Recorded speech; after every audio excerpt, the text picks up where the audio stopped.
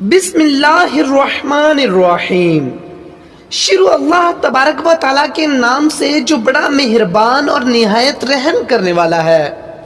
دوستو، جب حضرت موسیٰ علیہ السلام کی زندگی اختتام کو پہنچی تو فرشتہ موت حضرت موسیٰ کلیم اللہ کی خدمت میں حاضر ہوا اور کہنے لگا، اے اللہ کے نبی، اللہ کا حکم ہے کہ آپ کی روح قبض کی جائے۔ بس موسیٰ علیہ السلام نے فرمایا، اے فرشتہ موت، کیا تجھے معلوم نہیں میں اللہ کا نبی موسیٰ کلیم اللہ ہوں؟ مجھے اتنی مہلت دو کہ میں اپنے گھر جاؤں، اپنے بچوں سے ملاقات کروں، اپنے گھر والوں کو الوداع کہوں، اس کے بعد تم میری روح قبض کرنا۔ فرشتہ موت کہنے لگا، اے اللہ کے نبی، میں تو اللہ کے حکم کو تسلیم کر رہا ہوں اور مجھے یہ مہلت نہیں کہ میں آپ کو مہلت دوں۔ موسیٰ علیہ السلام اس فرشتے کو دیکھ کر آسمان کی طرف منہ کرتے ہیں اور فرماتے ہیں، بلا اتنی مہلت دے کہ میں اپنے اللہ کی عبادت کروں، اللہ سے دعا کروں۔ موسیٰ علیہ السلام کو مہلت ملی۔ اللہ کے نبی موسیٰ علیہ السلام نے اللہ کی عبادت کی، ہاتھوں کو اٹھایا اور فرمانے لگے، اے میرے اللہ، اس موت کے فرشتے کو حکم دے کہ مجھے اتنی مہلت دے کہ میں اپنے گھر والوں سے الوداع کہہ دوں۔ اور پھر موسیٰ علیہ السلام کی دعا اللہ نے قبول فرمائی۔ اللہ کے نبی موسیٰ علیہ السلام کو مہلت ملی۔ جیسے ہی موسیٰ علیہ السلام اپنے گھر آئے تو اپنے تمام اولاد سے الوداع کہنے لگے۔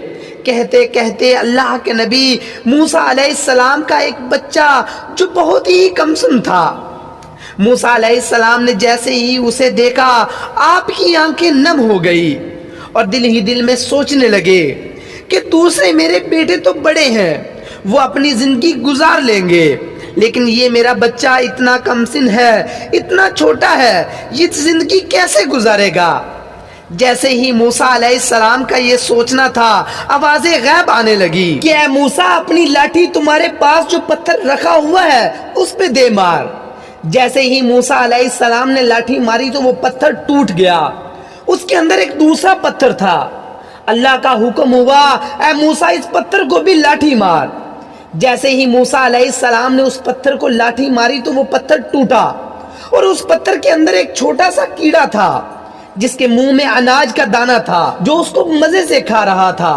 بس جیسے ہی موسیٰ علیہ السلام نے یہ دیکھا، آواز غیب آئی، اے موسیٰ، دیکھ، اس پتھر کے اندر ایک پتھر تھا، اس پتھر میں چھپا یہ کیڑا بھی اپنے رزق سے محروم نہیں، اس کو بھی میں رزق دے رہا ہوں، تو تیرے بچے کو کیسے بھلا دوں گا؟ اے موسیٰ، سوچ، فرعون وقت کا بادشاہ تجھے مارنا چاہتا تھا، اس نے سینکڑوں بچے مار دیے، لیکن میں نے اسی کے محل میں اسی کے ہاتھوں سے تمہاری پرورش کروائی، تجھے اس قابل بنایا کہ تو اس کی حکومت کو ختم کر سکے، تو میں تیرے بچے کو کیسے بھول سکتا ہوں؟ یاد رکھنا، اس کہکشاں کی ہر خلقت میری بنائی ہوئی ہے اور میں اپنی خلقت سے 70 ماؤں سے زیادہ پیار کرتا ہوں، میں تمہارے بچے کو کیسے بھول سکتا ہوں؟ اللہ کے رسول نے فرمایا کہ جب بھی اس دنیا میں خود کو اکیلا محسوس کرو تو یہ یقین رکھنا کہ اس وقت تم اکیلے نہیں بلکہ مخلوق سے الگ ہو کے مخلوق کے خالق کے قریب ہو، اپنے اللہ کے قریب ہو۔ اور جو انسان اللہ کے قریب ہو جائے، جس کا سہارا اللہ بن جائے،